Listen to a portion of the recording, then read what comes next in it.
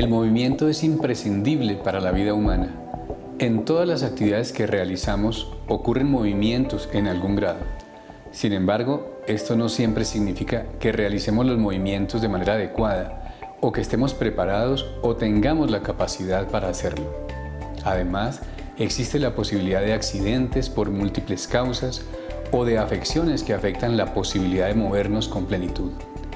Con el propósito de ofrecer bienestar y de mantener o recuperar la salud, la fisioterapia establece estrategias para potenciar y mantener la capacidad de movimiento, así como prevenir y rehabilitar sus alteraciones.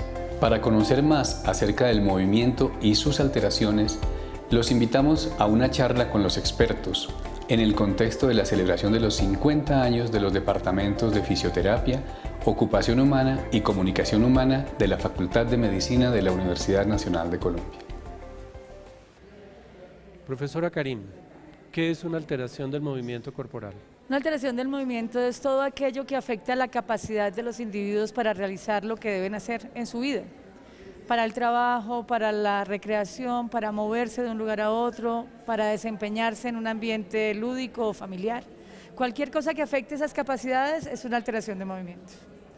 Profesor Edgar, ¿y cómo se clasifican esas alteraciones? La clasificación de las alteraciones van a depender de las deficiencias que presenten los usuarios. Pueden ser deficiencias de movimiento, pueden ser limitaciones en la actividad que presenta el individuo para poderse integrar en sus actividades de vida diaria, para hacer sus actividades en la casa, en el trabajo, en la ocupación. Entonces eso va a generar esa clasificación o subclasificación de las deficiencias en el movimiento. ¿Son muy comunes esas deficiencias, profesora Karim? Sí, las deficiencias de movimiento se presentan en casi todo tipo de población, en todas las edades, en todos los géneros. Las deficiencias del movimiento pueden presentarse desde antes de nacer, en todo el proceso del nacimiento, pueden ser procesos del desarrollo, del proceso del aprendizaje mismo de lo que vamos generando, o pueden llevarse porque se presenta alguna patología o alguna condición patológica que altera la función de nuestros sistemas internos y la capacidad de producir ese movimiento. Profesor Edgar, ¿qué tan bien nos movemos los colombianos? Hay uno de los problemas primarios de donde vienen las deficiencias en el movimiento, porque hay un gran problema en términos de cómo nos movemos y cómo nos enseñaron a movernos. Uno de los principales problemas fue el aprendizaje motriz que tuvimos y tenemos dificultades en eso. Y como nos movemos mal, hay muchas lesiones que se presentan en términos de ese mal manejo del cuerpo. Puede ser en la parte ocupacional, por ejemplo, en la forma como nos sentamos, cómo estamos de pie, los tiempos de estancia prolongados, las actividades generales que hacemos, no las hacemos bien y el cuerpo es el que va a recibir todo ese mal movimiento que estamos realizando. ¿Cuáles son las alteraciones más comunes, profesora Karim? Alteraciones comunes son aquellas alteraciones que se derivan de procesos crónicos o degenerativos como la artrosis, los problemas de las articulaciones, los problemas relacionados con el desacondicionamiento físico. En nuestra población son problemas muy severos, nuestra población es muy sedentaria y eso lleva obviamente a una gran cantidad de adaptaciones que se hacen en el cuerpo que generan sobrecargas y alteran el funcionamiento tanto de la estructura, digamos, esquelética, que es lo que normalmente las personas ven, pero también a partir de eso el funcionamiento de todos nuestros órganos internos, pulmón, corazón, toda la parte de órganos gástricos para la condición de digestión, etc. Los siguientes procesos que son muy comunes en nuestra población se llaman los procesos relacionados con el desarrollo motor. O sea, todo aquello que pasa por el filtro del proceso de aprendizaje de movimiento, las experiencias de movimiento que tenemos, el cómo nos exponemos a ciertas demandas para poder construir como un maletín cargado de posibilidades de movimiento. Ahí hay una gran cantidad y eso se afecta más en una población que es desnutrida, en una población que no tiene condiciones de contexto que le permiten moverse con facilidad, espacios muy pequeños, escuelas que no tienen la cultura del movimiento y de la actividad física, pues afecta aún más esos procesos de desarrollo. Los otros elementos que son muy comunes tienen que ver con la salud de la mujer y la salud del adulto mayor.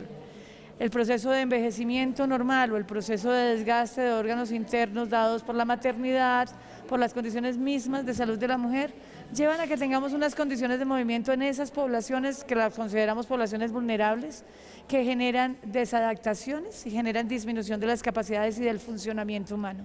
Pero uno podría pensar que la gran mayoría de las alteraciones del movimiento son prevenibles.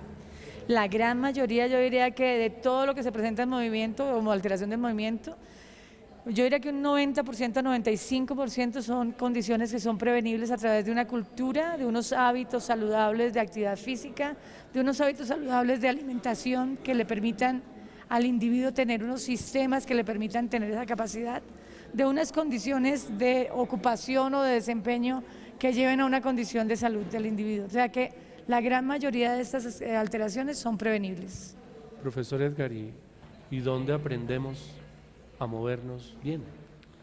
Para aprender a movernos bien desde el manejo que estamos haciendo desde fisioterapia, por ejemplo, en la escuela, estamos logrando que los grupos de escolares aprendan a moverse desde niños. Si el niño aprende a moverse, vamos a tener un adulto que aprende a moverse bien y que va a tener una corporalidad adecuada. Y también desde la enseñanza misma que estamos tratando en las instituciones donde estamos trabajando para que las personas que asisten a ellos aprendan estrategias de movimiento corporal adecuado, cómo levantar objetos, cómo moverse, cómo estar en su puesto de trabajo, cómo realizar el trabajo de manera económica con tal de que no generemos tanto desgaste de cada uno de los ejes articulares sobre los cuales estamos trabajando y que no se genere ese efecto desbalanceado sobre toda la parte muscular. Y algo que mencionaba la profesora Karin es con la práctica de actividad física. Cuando aprendemos a hacer actividad física continua, esa es una forma de prevención y aprendizaje de movimiento que nos va a ayudar dentro de todo el proceso de aprendizaje global. Pero es muy importante además que esa actividad física no sea cualquier actividad física. A mí me preocupa mucho cuando las personas dicen voy a hacer ejercicio o el grupo de salud, cualquier persona en el grupo de salud les dice tienen que hacer ejercicio. El ejercicio debe hacerse de una manera prescrita, es decir, debe ser evaluado por expertos en el área, debe ser prescrito en una medida que vaya progresando en las cargas que son adecuadas. A veces decidimos que vamos a hacer, no sé, deporte porque estamos un poco más obesos de lo normal y empiezan a hacer deporte de una manera aleatoria y eso normalmente lo que genera es sobrecargas, desgastes, lesiones, accidentes, riesgos. La prescripción de ejercicio debe hacerse por un experto de tal manera que cuando alguien decida que va a hacer un deporte, por ejemplo, debe estar preparado para hacer ese deporte. Uno no se pone en forma a través del deporte, uno debe estar en forma para hacer el deporte.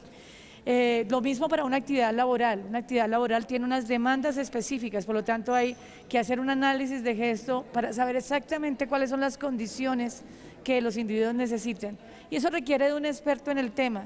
No cualquiera puede prescribir, no importa de qué área sea, es como, no sé, como si cualquiera fuera a hacer una cirugía. Uno va a un experto para que le haga una cirugía. También se va a un experto para prescribir el ejercicio.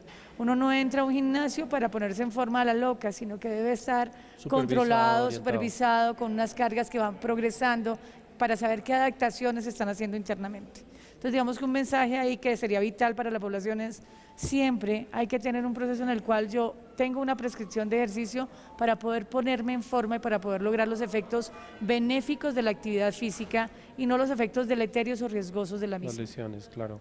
Profesor Edgar, ¿uno puede sufrir una alteración del movimiento y no saberlo, no darse cuenta? Claro que sí. ¿Qué sucede? Que normalmente por todos los cambios que estamos teniendo en este momento a nivel de la modernidad, hay cambios generales que uno no alcanza a percibir. Por ejemplo, la forma de las sillas cuando uno está sentado, ¿cierto? Genera modificaciones, los terrenos donde estamos caminando se pueden generar lesiones articulares, lesiones óseas por saltos que no se manejen de manera adecuada. Todo eso va generando cambios a nivel articular, a nivel muscular y otro punto importante es el medio ambiente. El medio ambiente, estamos en un ambiente que tiene una polución alta, así que se van a dar cambios en la parte respiratoria que van a afectar la capacidad de movimiento. O sea que podemos estar expuestos a alteraciones de movimiento desde cualquier aspecto y cualquier índole se puede generar esto.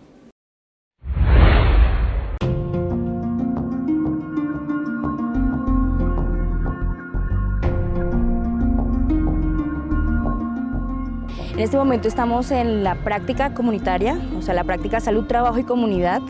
Estamos en la localidad de Engativá con el grupo Sabiduría Plena. Y pues la práctica comunitaria es un espacio de formación académico para los estudiantes de fisioterapia donde vamos a diferentes espacios. Estamos trabajando en 4 localidades en este momento, pues Engativá, Kennedy, Ciudad Bolívar y San Cristóbal. En negativa estamos con este grupo, que realmente es un grupo que tiene bastantes años de trabajo con nosotros. Y hemos estado trabajando varios aspectos. La práctica dentro del proyecto de la universidad, entonces, quiere que los estudiantes tengan una visión crítica de la situación de salud de las diferentes comunidades, quieren que tengan una propuesta de trabajo con ellos, entendiendo su territorio como el espacio en que las comunidades viven, en que las comunidades trabajan, tienen interacción con diferentes entes gubernamentales, no gubernamentales. Entonces la idea de los estudiantes en fisioterapia es poder hacer unas acciones de promoción, prevención, gestión y liderazgo en el tema de salud. Obviamente desde el movimiento corporal humano, y en esa lógica hacemos diferentes acciones, desde promoción, cuando ven ustedes los grupos que hacen actividad física específicamente, apoyo a las unidades de trabajo informal, formación en liderazgo en salud, y todo el tema de la participación en salud en el distrito. Es básicamente lo que se ha centrado en la práctica y lleva bastante tiempo haciendo convenios con organizaciones, en este caso una organización no gubernamental que es el Grupo Guillermo Ferguson, con quienes hemos trabajado el tema de liderazgo en salud y la Escuela de Formación de Líderes en Salud. La recepción de las comunidades ha sido bastante positiva, dinámica, porque ellos logran, nuestro interés es que nosotros no tengamos que estar con ellos siempre, sino que hacemos el proceso de formación y ellos tienen que volverse dinámicos ellos solitos. Entonces lo que hacemos es un proceso de seguimiento. Entonces lo que hemos logrado con este grupo en particular es que así estemos nosotros o no, ellos son grupos sin necesidad de que estemos siempre con ellos. O sea, los periodos intersemestrales, los periodos de vacaciones, ellos pueden seguir en su dinámica y solamente buscan el apoyo y el crecimiento como grupo con nosotros. El acercamiento con las comunidades tiene varias formas, pero principalmente ha sido los líderes que pertenecen a la Escuela de Liderazgo del Guillermo Ferguson, con ellos que hacen trabajo comunitario, entonces vamos a sus grupos y allí hacemos como la vinculación. Entonces eso nos ha permitido vernos por diferentes localidades, en diferentes semestres. Y otra forma ha sido por la iniciativa de los grupos que nos dicen, venga, sabemos que ustedes están haciendo trabajo con otros grupos en otras localidades, queremos que se vinculen con nosotros. Entonces puede ser de diferentes maneras.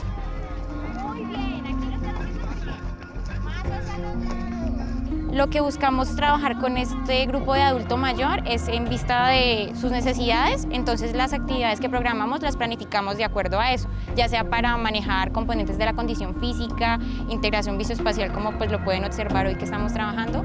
Entonces, para eso primero se realiza una evaluación a manera integral de todo el grupo y con base en eso se desarrollan las actividades que se programan de acuerdo a lo que se encontró. Pues desde un inicio se quiso como proponer que nos compartieran lo que les gustaría realizar para que no fuera solamente lo que nosotros propusiéramos, sino lo que ellas también plantearan. Como actividad inicial siempre hay un calentamiento, como la primera parte, en donde como es de más alta intensidad, la actividad central, que también lleva un componente alto de intensidad, y actividad final donde es un poco más relajado, como la parte para finalizar, un estiramiento, tratar de como que enfatizar de que hagan los ejercicios bien, porque no solamente es cuestión de dirigir, sino como de llevarlas a que lo hagan de la mejor manera. Cabe aclarar que no solamente está dirigido a la actividad física, sino que tratamos de dejar un poco más en el grupo, como capacidad de gestión, de que ellas no solamente tengan que depender de una persona que las mueva, sino que todas, para que el grupo esté conformado durante mucho más tiempo, porque por ejemplo este es un grupo grande que lleva precisamente esa conformación por el grado de compromiso que cada una, no solamente una persona, sino cada una tiene con el grupo. Muchísimas ventajas, sobre todo en nosotros saber que nuestro cuerpo es lo que más tenemos que cuidar. También que la actividad física es un gran beneficio para muchas enfermedades. Mucha integración, cada día llegan más personas, cada día tenemos más personas en nuestro grupo, es un grupo grande y es un grupo muy bendecido. Profesora Karim, ¿qué debe hacer una persona, qué debe hacer una madre que sospecha que su hijo tiene una alteración del movimiento? ¿Cuál es la recomendación para él? Debe consultar al equipo de salud. Dentro del equipo de salud está el fisioterapeuta, que es el experto en movimiento corporal, Él tiene la posibilidad de hacer una evaluación tamizaje, mirar cuáles son los riesgos que se presentan, si hay algunos desfases o no en términos del desarrollo de movimiento de un niño, y en ese momento puede remitir y contrarremitir al resto de profesionales del equipo que sea necesario consultar. Debe estar atenta a que los niños deben moverse. Digamos que otra de las condiciones es que a veces se considera que un niño juicioso o quieto es lo ideal. Yo entiendo que a veces es lo ideal para poder funcionar uno más libremente, pero no es ideal en términos del desarrollo. Debo saber que el desarrollo cognitivo de un niño va de la mano con el desarrollo de movimiento, por ejemplo. Claro. Que a veces cuando un niño tiene un déficit en la escuela es solamente una integración de movimiento que no ha realizado, que no le permite visualizar el espacio, la información que llega de manera correcta, y eso genera desatenciones o a veces faltas de... Entonces todos esos factores deben ser detectados como un factor que puede ser consultado a un profesional, no para que lo prescriba con una gran cantidad de medicina, sino para que miremos las condiciones de movimiento, hagamos las adaptaciones de contexto, del manejo entre madre e hijo, de padre a hijo, etcétera, y lograr que ese niño tenga unas capacidades funcionales totales sin necesidad de un tipo de restricción. Ok. Profesor Edgar, ¿y qué prácticas suelen ser deletéreas prácticas comunes en este espacio tan corto de tiempo? Bueno, prácticas comunes, ahorita la profesora Karen mencionaba algo que era, por ejemplo, el ejercicio de impacto. Esa es una práctica que, si no es controlada y si no es manejada de manera adecuada, puede generar un efecto deleterio sobre las articulaciones y sobre la parte muscular. ¿Cuál es un ejercicio de impacto, por ejemplo? Ejercicio de impacto, por ejemplo, no estar con los zapatos adecuados, ¿cierto?, para hacer una actividad de trote, hacer saltos que sean demasiado fuertes para las articulaciones, que puedan generar desgaste articular, y el choque genere un efecto sobre la articulación que va a generar un cambio en la estructura. Esos son efectos que van a generar un cambio dentro de las actividades. Desde la parte ocupacional también pueden haber efectos deleterios que se generan, por ejemplo, por posturas prolongadas que van a hacer que los músculos se recojan, que pierdan la flexibilidad que deberían tener normalmente, y van a generar un efecto contrario de estabilización a lo que debe tener la articulación normalmente. ¿Qué otra práctica considera usted común deletérea?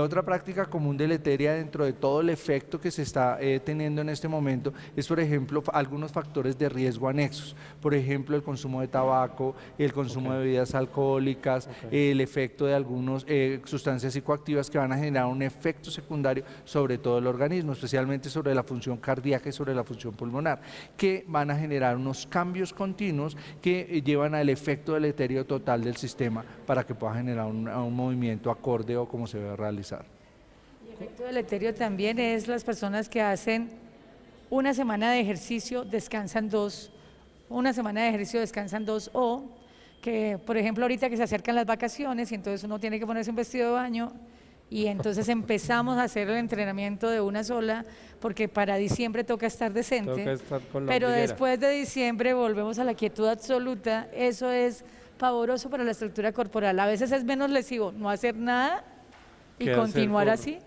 que hacer este yo-yo, que es exactamente lo mismo que los yo-yos en la parte nutricional, y es que yo hago dieta y vuelvo acá. Eso no funciona bien, porque la estructura no alcanza a adaptarse y el cerebro no alcanza a entender que tiene que manejar una estructura X o Y, y eso obviamente genera desbalances e inestabilidades que generan riesgo. Ya que usted menciona eso, profesora, ¿cómo hacer para que las personas se involucren en movimiento dentro de su vida diaria sin meterse en el En una deporte terapia, competitivo o pensar que se van a convertir en atletas de la noche a la mañana? Nada, eso simplemente se llama educación, desde la familia, la escuela, las instituciones donde estamos. Ahí debe haber una cultura de la actividad física.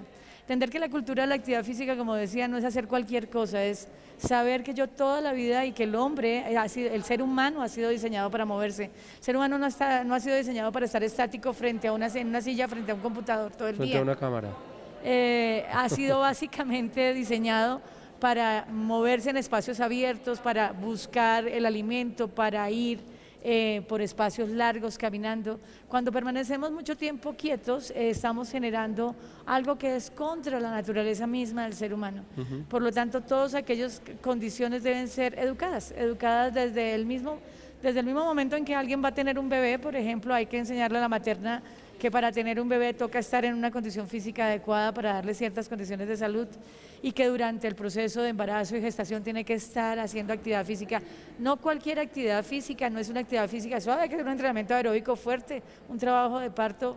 Es un trabajo aeróbico potente, Bastante. que tengo que tener una condición física para que mi niño no sufra desfases.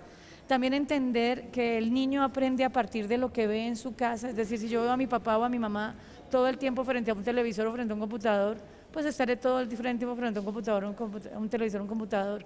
Si en los fines de semana no hay espacios donde yo voy a un parque, donde me expongo a los espacios abiertos, donde salto y giro en todos los sentidos, pues ahí vamos a tener un proceso en el cual la actividad física no va a estar. No va a estar en primer Entonces, plano. lo primero es la familia y los núcleos familiares. Lo segundo es la escuela. En la escuela hay que tener un equipo de trabajo en el cual haya educadores físicos. Hubo una época en que los educadores físicos casi que desaparecieron de las escuelas, cosa que es una cosa que realmente afecta a la salud general del individuo y el desarrollo. Entonces hay que tener expertos en el tema que prescriban el ejercicio, que ayuden a desarrollar las cualidades básicas de movimiento. A veces los niños se saltan un proceso fundamental que es el desarrollo del gateo, del salto, de los arrastres. Pasan directamente a un entrenamiento deportivo, pero no están logrando algunas competencias básicas de movimiento, sobre la cual yo estructuro el resto de cosas. A partir de ahí sigue los ámbitos laborales. En los ámbitos laborales hay que generar políticas en las cuales la empresa entienda que hay que tener unos espacios de pausas activas, pero no cualquier tipo de pausas activas. Nosotros decimos que hay a veces pausas activas como las que se hacen en los parques o los estiramientos de parque, que no funcionan para nada. Debe ser algo dirigido a la ocupación, a la actividad, Adecuado adecuada a cada condición. Las universidades, los ámbitos donde estamos y el mismo Estado tiene que diseñar espacios para moverse. Digamos, ahora la alcaldía ha diseñado los parques con los gimnasios, esos mecánicos, metálicos. Eso es una buena idea. Las escaleras que se activan con la actividad física de los individuos en lugar de la electricidad. Eso es una buena idea. En muchos países han generado unas campañas muy motivantes, ¿no? Que cada vez que uno se monta en una bicicleta empiezan a aparecer las imágenes más motivadoras para cada uno de los géneros. Eso llama la atención. O suena música cuando camino. Ese tipo de cosas son realmente condiciones que motivan a la actividad física y motivan a moverse. Los espacios abiertos deben ser una de las condiciones que en el Estado hay que diseñar. Hay que tener parques, hay que tener espacios donde a la gente le motive caminar y no esté asustada para moverse. Se mueva de manera segura. Movimiento es felicidad. Es salud, es vida. Profesora Karima Alvis, profesor Edgar Hernández, muchísimas gracias por su participación el día de hoy. Felicitaciones además por los 50 años del Departamento de Movimiento Corporal Humano de la Facultad de Medicina. Esto es Estación Salud. Medicina a tiempo.